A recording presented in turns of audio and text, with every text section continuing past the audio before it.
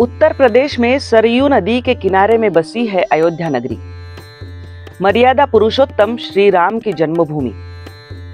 500 वर्ष के संघर्ष का इतिहास और रामलला के मंदिर के निर्माण का इतिहास अवध नगरी के कण कण में महसूस होता है।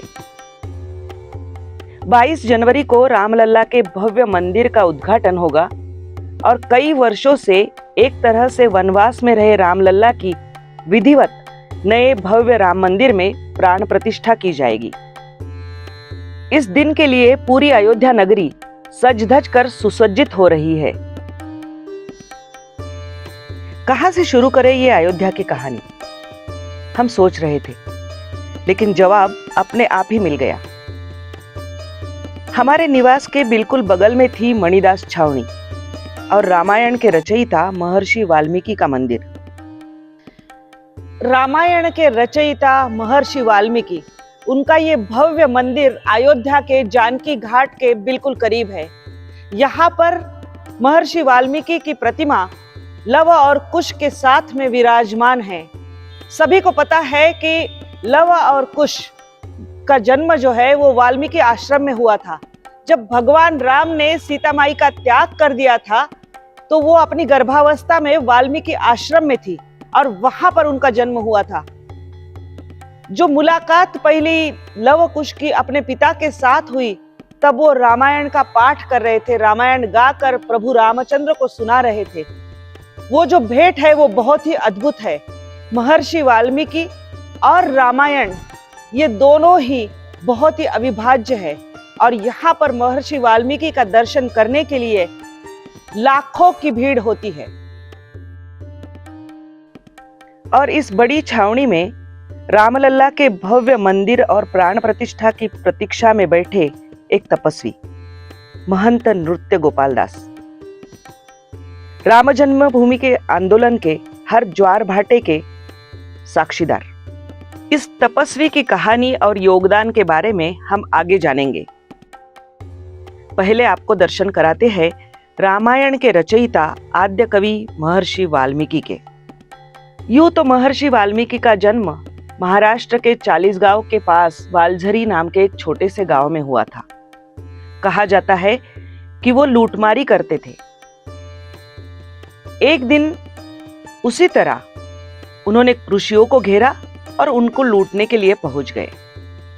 लेकिन उन ऋषियों के साथ उनका वार्तालाप हुआ और उन ऋषियों ने जो उपदेश किया उसके बाद उनका हृदय परिवर्तन हुआ। उसके बाद में उन्होंने अपना व्यवसाय छोड़ दिया, लूटमारी छोड़ दी और राम नाम की तपस्या करने के लिए बैठ गए। ये तपस्या इतनी घनघोर थी कि लगभग 24 साल वो उसी तरह स्थिर चित्त में बैठे रहे और राम नाम को जपते रहे।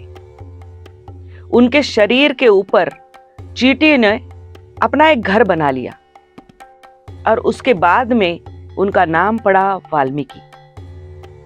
कौन जानता था कि कई वर्षों की तपस्या के बाद में एक लूटमार में इतना बदलाव आ जाएगा कि वो भारत का आद्य कवि कहलाएगा।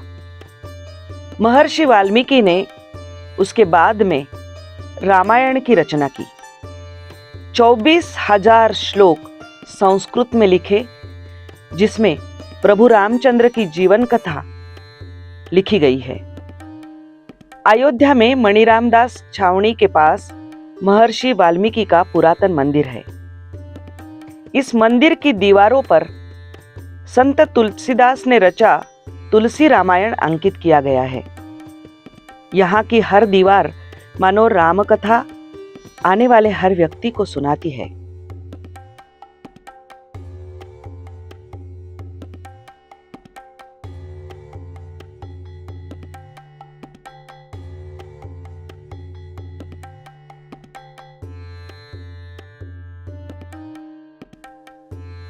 महर्षि वाल्मीकि का उत्तर रामायण में भी राम परिवार के साथ में एक बहुत गहरा रिश्ता था।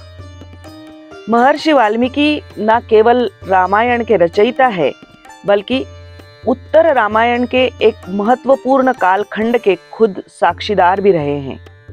वाल्मीकि मंदिर में जहां एक तरफ हर दीवार पर रामायण की कथा अंकित की गई है।